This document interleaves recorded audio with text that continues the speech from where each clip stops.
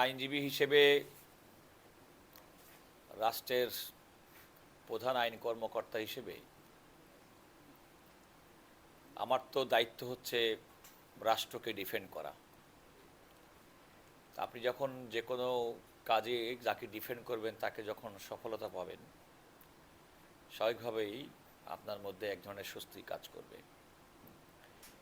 আমিও মানুষ, আমারও এই সমাজ, এই রাষ্ট্রের বাইরের কেউ নই। তো আমি যে কথাটা আপনাদের নিশ্চয়ই মনে আছে, আমি আপনাদের সঙ্গে এখানে প্রেস কনফারেন্স করেছিলাম 21শে মে, যেদিন আমি সংবাদ সম্মেলন করে বলেছিলাম যে এই যে শিশু রামিসা ধর্ষণ এবং হত্যার যে ঘটনা, দ্রুততম সময়ের মধ্যে তদন্ত প্রতিবেদন দেওয়া সম্ভব এবং দ্রুততম সময়ের মধ্যে বিচার করা সম্ভব। কারণ হিসেবে উল্লেখ করেছিলাম যে ইতিমধ্যেই আসামিরা গ্রেপ্তার হয়েছে, আসামিরা দোষ স্বীকারোক্তি দিয়েছেন, ঘটনাস্থল চিহ্নিত হয়েছে, আলামত সাক্ষ্য সবই একই জায়গায় একীভূত।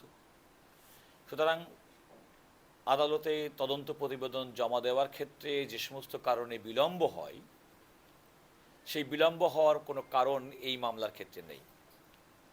তদন্তকারী কর্মকর্তা দ্রুততম সময়ের মধ্যে তদন্ত প্রতিবেদন দিতে পারবেন।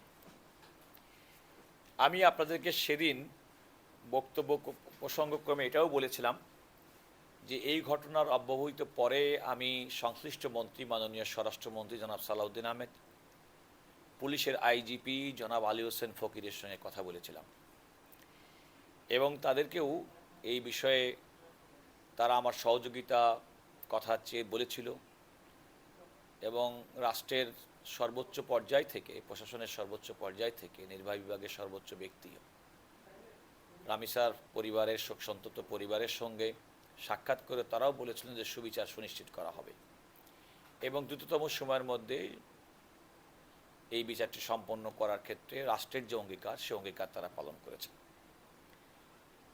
এই জন্যে আমি যারা এই প্রক্রিয়ার সঙ্গে জড়িত, মামলা তদন্তকারী সংস্থা, যারা প্রসিকিউশন টিমে ছিলেন তারা, এমনকি যিনি স্টেট ডিফেন্স ছিলেন, যিনি রাষ্ট্রের পক্ষে নিযুক্ত আইনজীবী হিসেবে যে দুজন সাজাপ্রাপ্ত, মৃত্যুদণ্ড সাজাপ্রাপ্ত আসামিকে ডিফেন্ড করেছিলেন, তার আইনি এবং নৈতিক দায়িত্ব পালনের অংশ হিসেবে এবং এত অল্প সময়ের মধ্যে বিচারটি সম্পন্ন করার ক্ষেত্রে আমি সংশ্লিষ্ট সকলকে ধন্যবাদ জানাচ্ছি। আজকের এই অবস্থান থেকে আমার সরকারকেও ধন্যবাদ জানাতে হবে, বিশেষ করে মাননীয় প্রধানমন্ত্রী জনাব তারেক রহমানকে। তিনি কিন্তু এই সুবিচারটি সুনিশ্চিত করার ক্ষেত্রে রাষ্ট্রের পক্ষ থেকে, প্রশাসনের পক্ষ থেকে করণীয় যা কিছু করার যে আশ্বাস তার পরিবারকে দিয়েছিলেন। এবং আমি যতটুকু মনে পড়ে, আমি মিডিয়াতে, মেইন স্ট্রিম মিডিয়াতে শিশু রামিসার পিতার একটা বক্তব্য শুনেছিলাম।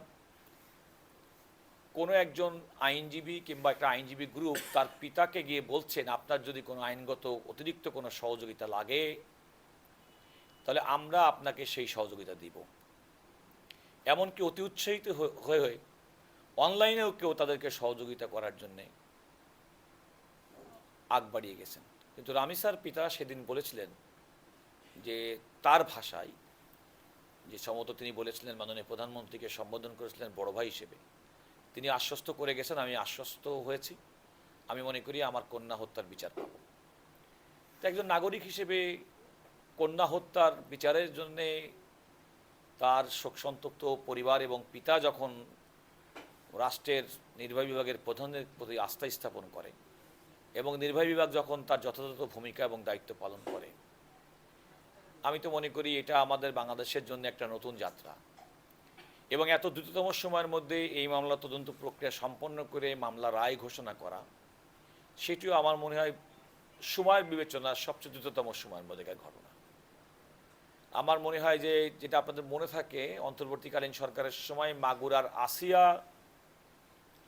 ধর্ষণ এবং হত্যা মামলার যে বিচার, তার থেকে কম সময়ের মধ্যেই বিচারটি সম্পন্ন হয়েছে। এটা আমাদের বিচারিক প্রক্রিয়াটা মাইল ফলক। আমি যে কথাটা সবসময় বলি, এখনও বলি, নাগরিকের সুবিচার পাওয়ার, দ্রুত সুবিচার পাওয়ার, বিচার সুনিশ্চিত করার যে রাষ্ট্রের যে দায়িত্ব, সে দায়িত্ব সবাই পালন করবেন। আজকে রামিসার বিষয়টা আমাদেরকে অতিরিক্ত পীড়া দিয়েছে। আমরা মিডিয়ার, আপনাদের সাংবাদিকদের কল্যাণে, মিডিয়ার কল্যাণে তার প্রত্যেকটা আদ্যপ্রান্ত আমরা জানতে পেরেছি। কোনো ঘটনায় এটা বিলম্বিত হওয়ার কোনো কারণ নেই। রাষ্ট্রের সংশ্লিষ্ট অর্গানের দায়িত্ব হচ্ছে প্রত্যেকটি ঘটনা ঘটার সঙ্গে সঙ্গে তার দ্রুততম সময়ের মধ্যে সুষ্ঠু তদন্ত করে বিচারের মুখোমুখি করা। এটা আমি সমস্ত বিচারের ক্ষেত্রে আমার একই রকম অবজারভেশন থাকবে। অ্যাটর্নি জেনারেল হিসেবে আপনারা জানেন যে এই মামলার বিচারিক প্রক্রিয়াটা নিম্ন আদালতে হলেও আলটিমেটলি আপিল প্রক্রিয়া যদি বাদীপক্ষ করলে তো করলো, যদি না করে তাহলে এটা কিন্তু রেফারেন্স হিসেবে সুপ্রিম কোর্টে আসবে। কারণ আমাদের বিচারের যে প্রক্রিয়া সেখানে নিম্ন আদালত কর্তৃক আজকে প্রদত্ত রায় কিন্তু তাৎক্ষণিকভাবে বাস্তবায়ন হয়ে যাবে না যতক্ষণ পর্যন্ত নিম্ন আদালত এবং বিচারিক আদালত, নিম্ন আদালত বলাতে বিচারিক আদালত যতক্ষণ পর্যন্ত এই রেফারেন্সটি হাইকোর্টে পাঠাবেন এবং হাইকোর্ট যতক্ষণ পর্যন্ত সেটি মৃত্যুদণ্ডটা সুনিশ্চিত না করবেন ততক্ষণ পর্যন্ত কিন্তু মৃত্যুদণ্ড কার্যকর হবে না। আমাদের অফিসের পক্ষ থেকে, অ্যাটর্নি জেনারেল অফিসের পক্ষ থেকে আমাদের অবস্থান হচ্ছে আমরা দ্রুততম সময়ে রেকর্ড প্রাপ্তির পরে আমরা চেষ্টা করব যে মামলাটি শুনানির ব্যবস্থা করতে। সেক্ষেত্রে হয়তো পেপার বুক করতে হতে পারে, হয়তো মাননীয় প্রধান বিচারপতি বিশেষ ওনার সঙ্গে সাক্ষাৎ করার প্রয়োজন হতে পারে এবং ওনার বিশেষ নির্দেশনার প্রয়োজন হতে পারে দ্রুততম সময়ের মামলার এই বিচারটিও প্রাসঙ্গিক যে কাজগুলো আছে সে কাজগুলো সম্পন্ন করা।